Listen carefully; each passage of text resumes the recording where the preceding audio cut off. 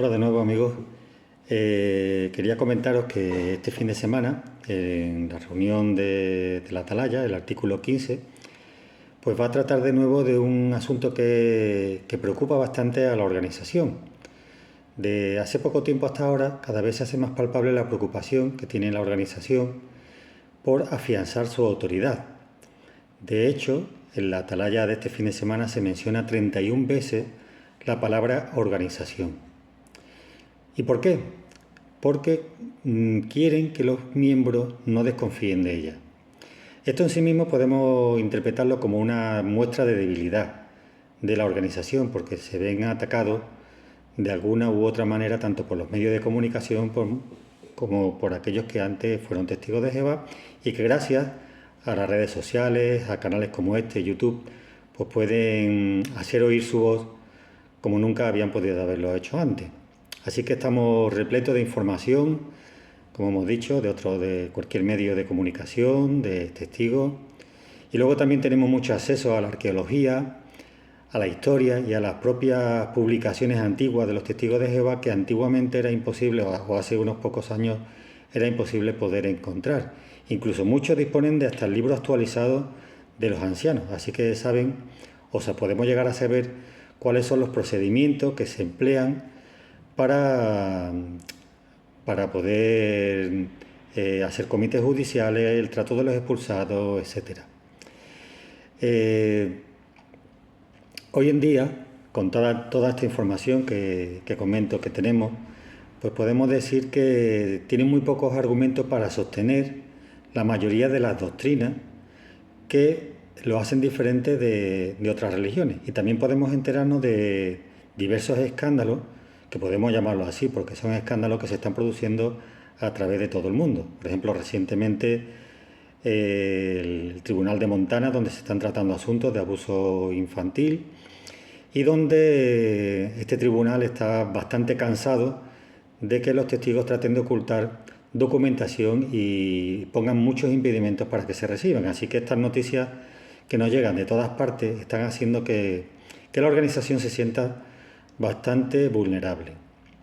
Además, las prácticas que conocemos sobre la expulsión y demás, pues atenta contra los derechos de otras personas. Cada día las personas conocemos mejor nuestros derechos, así como la libertad de conciencia y de religión. Por ejemplo, aquí en la Constitución española se dice que nadie debería ser discriminado por asuntos de religión o creencia.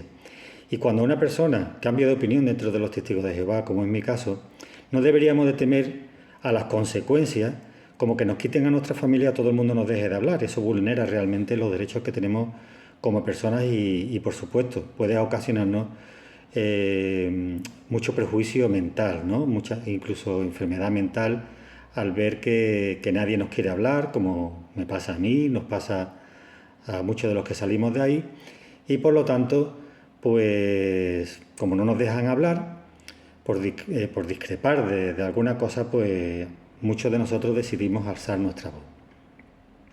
Por ejemplo, en mi caso, por discrepar de un discurso de un miembro del cuerpo gobernante en 2022, pues mis hermanas dejaron de hablarme y así el resto de familiares y amigos, y aunque no fui esparciéndolo por ahí, pero sin embargo en la congregación cuando te notan que estás triste, primero te preguntan qué te pasa y si es una depresión pues intentan ayudarte.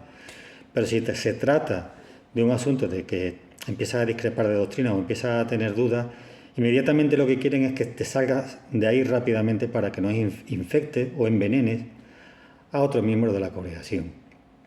Para ser una organización que dice ser el conducto de Dios y que exige tolerancia y respeto hacia las libertades religiosas, ellos deberían de poner el ejemplo al dejar que algunas personas podamos discrepar sin tener miedo a las consecuencias. Bueno, pues cada vez hay más información de cómo se han tratado hasta el día de hoy muchos casos de abuso infantil y cómo muchos implicados que hace 20 o 30 años eran niños, ahora que han crecido están contando y se están animando a contar sus experiencias en las redes sociales, en plataformas, o se están uniendo a diferentes asociaciones como aquí en España. Y eso era impensable hace pocas décadas. Y esto lo que está produciendo es un efecto en cadena. Una persona empieza a hablar, como el movimiento Me Too, y ahora empiezan otras muchas personas a hablar del tema y a salir para no quedar silenciado. Pero la organización intenta silenciar a los miembros denunciando, por ejemplo, a la Asociación de Víctimas de los Testigos de Jehová aquí en España, o intentando ocultar datos que le piden las autoridades. En vista de todo esto, el recurso empleado por la organización para evitar que se propague dentro de la organización estos hechos, pues intentar silenciar a los miembros, tratándolos como apóstatas y denigrándolo al grado máximo. He llegado a escuchar discursos de miembros del cuerpo gobernante y también de sus ayudantes que dicen que los que ellos nos consideran apóstatas nos levantamos por la mañana con el deseo de hacer daño a las pobres ovejitas de Jehová, como decía uno de ellos. Muchos testigos están cerrando filas y haciendo piña para protegerse de lo que llaman los apóstatas. Pero otros muchos se están dando cuenta de que la organización que tanto querían y respetaban los está manipulando y ocultando información. Y no hay nada mejor para ellos, ante la imposibilidad de defenderse, argumentando, diciendo, pues mira, esto es mentira por esto y por esto. Pues para intentar apuntalar a la organización, pues descalifican al contrario, al que es crítico, e intenta demonizarlo. Es decir, que piensan que es que las personas que nos marchamos es que tenemos una mala conducta, que nos hemos puesto de parte de Satanás y que lo que queremos es hacer daño a las pobres ovejitas que están dentro de la congregación.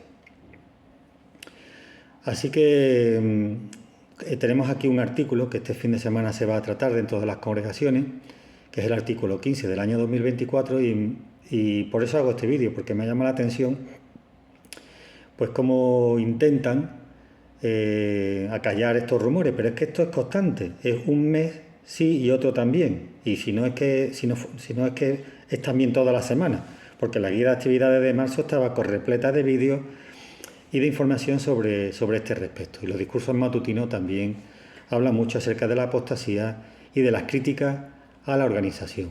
Pues bien, el artículo tiene como tema fortalezcamos nuestra confianza en la organización, y como decía al principio, la palabra organización se menciona 31 veces. Por eso es normal que los testigos, cada vez que uno intenta hablarles de la organización, dicen, no me hables mal de la organización.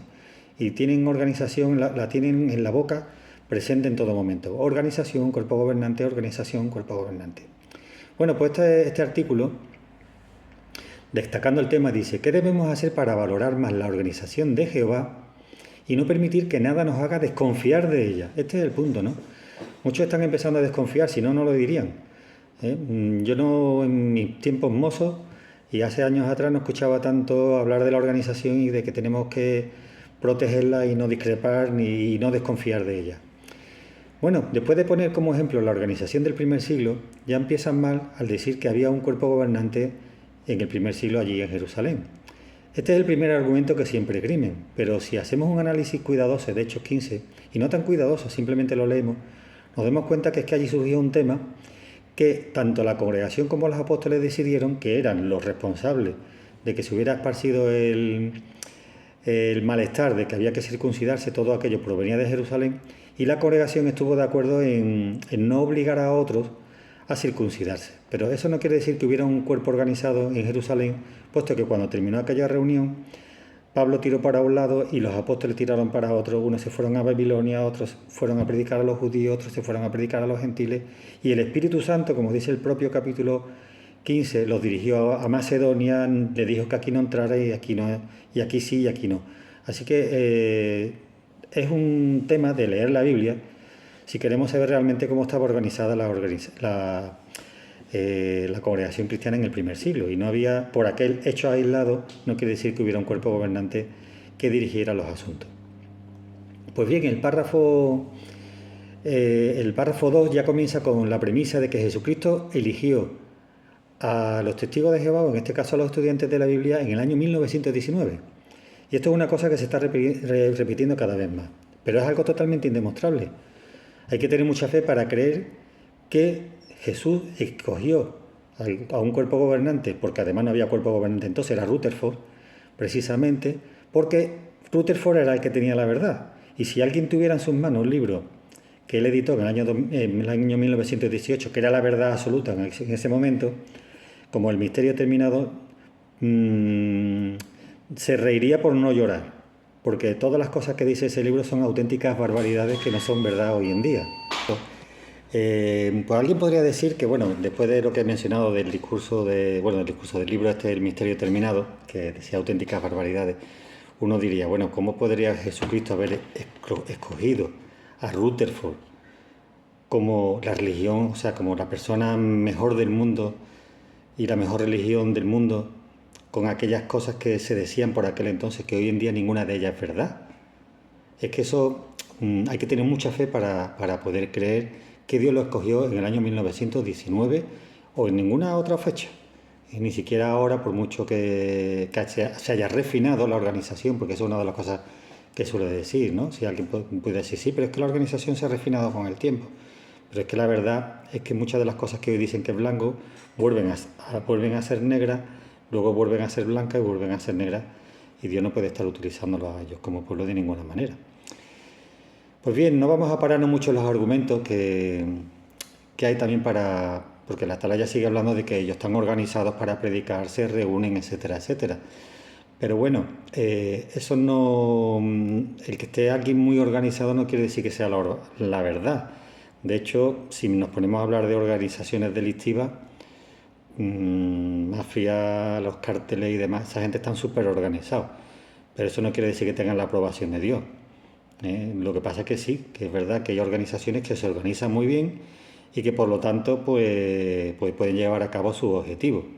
Y luego, por otra parte, el objetivo de predicar las buenas nuevas por todo el mundo pues no es real, porque más de 4.000 millones de personas en el mundo, chinos, indios, musulmanes, todos los países musulmanes, y no se predica de ninguna manera.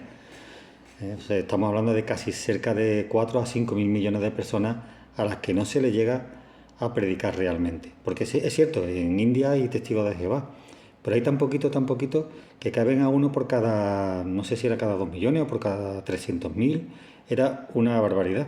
Como pasaba también en Taiwán, en una población de 22 millones hay 2.000 testigos, pero yo estuve allí en una congregación y era de habla inglesa. O sea que ellos le predican a los ingleses porque a los chinos es que no pueden llegarle. Bien, pues el meollo de la cuestión llega con el subtema: no dejemos que nadie nos haga desconfiar. Después de presentar pruebas de que ellos son la religión verdadera, pues citan el ejemplo de la expulsión. Dice que hay personas que quieren llevar una vida sucia y no se arrepiente y que tienen que ser expulsados de la congregación. O sea, como si todo el que saliera de la organización es porque lleva una vida sucia. O sea, que ya están intentando desacreditar a todo el que sale, que no es mi caso. Yo no he hecho nada que pueda ser objeto de crítica, cristianamente hablando, porque no he roto ninguna norma bíblica ni ninguna norma de los testigos de Jehová, salvo no estar de acuerdo con muchas de las doctrinas que se dicen.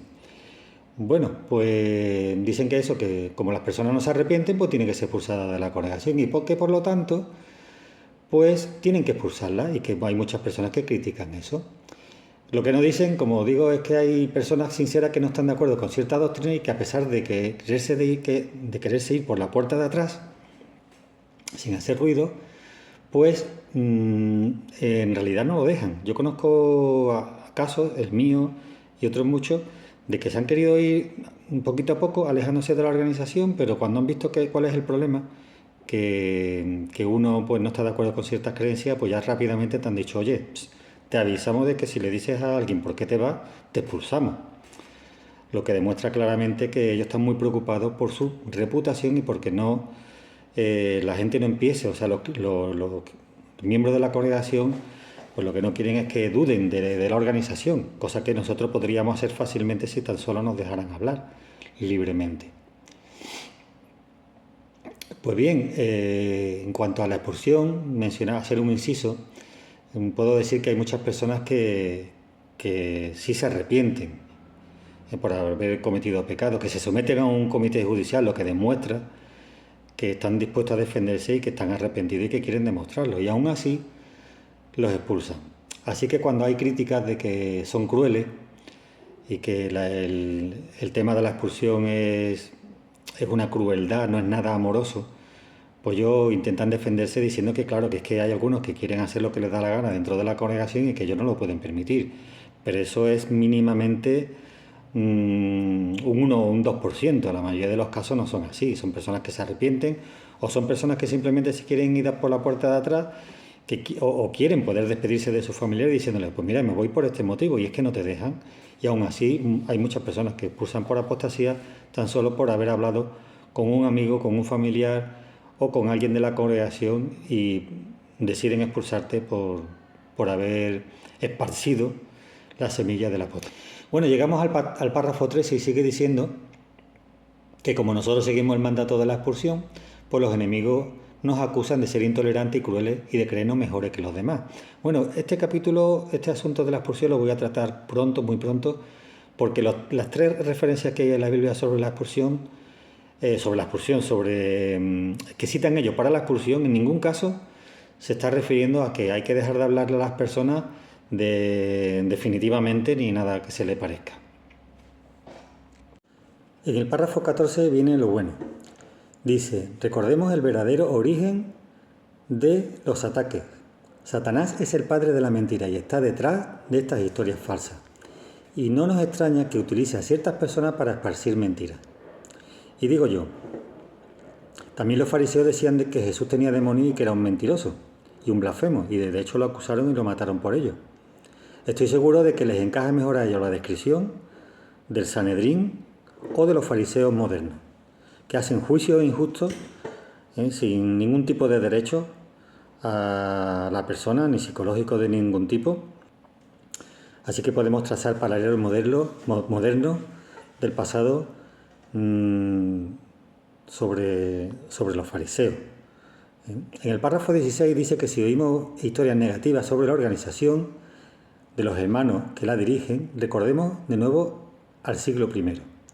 Y digo yo, puestos a recordar, me acuerdo también de cuando el Sanedrín intentaba silenciar a los discípulos para que no les acusaran de haber matado al Hijo de Dios. De hecho, iban por ahí esparciendo de que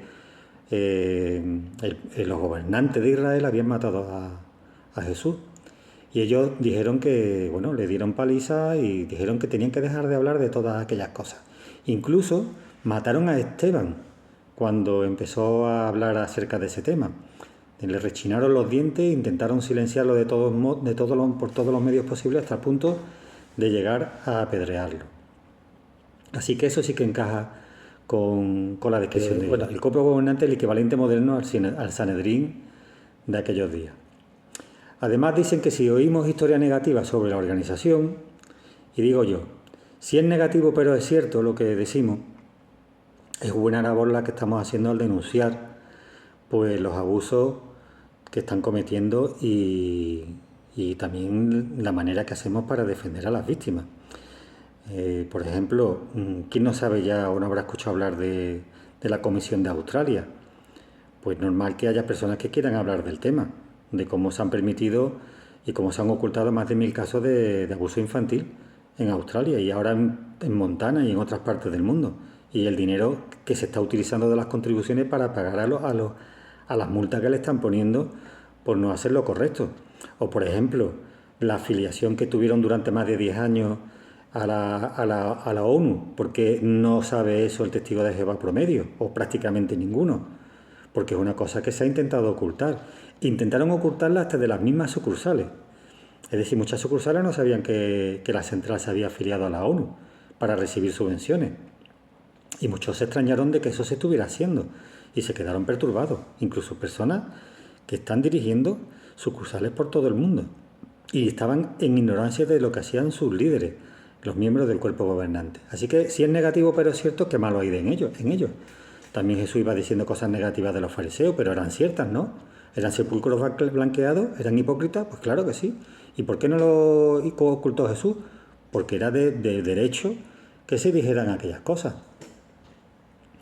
Así que es de ley de poder defender y alzar la voz por las víctimas. En el párrafo 17 ya se nos dice que ni prestemos atención a las críticas.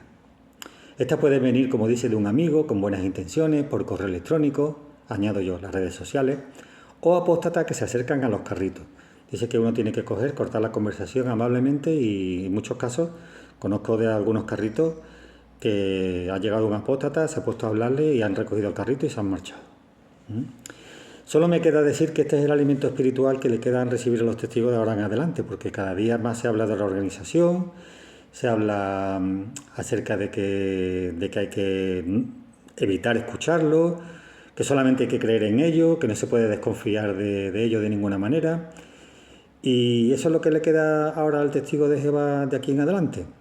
Mucha defensa, mucha autoproclamación de que son el conducto de Dios, que no profundicen en la Escritura, en otras fuentes, que no sean como los bereanos, que comprobaban la veracidad de lo que le transmitían Pablo y sus ayudantes, que no seamos buenos estudiantes, que si estudiamos la Biblia sea siempre con una publicación al lado para que nos diga qué es lo que debemos de creer, que no pensemos por nosotros mismos, que solamente estemos al día con las publicaciones y con lo que revela Dios mediante sus clavos fieles y discretos, que no pasemos adelante a la madurez, que sigamos tomando leche, la leche que ellos nos dan, en lugar del alimento sólido que proviene de la palabra de Dios, y que no usemos nuestras facultades mentales para distinguir lo correcto de lo incorrecto.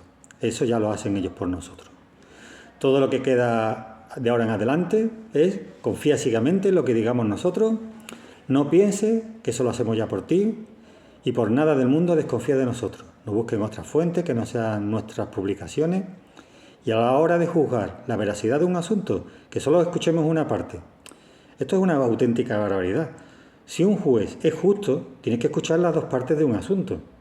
Si nosotros estamos diciendo que solamente se nos escucha a nosotros, ¿dónde está la justicia? ¿Os parece lógico eso?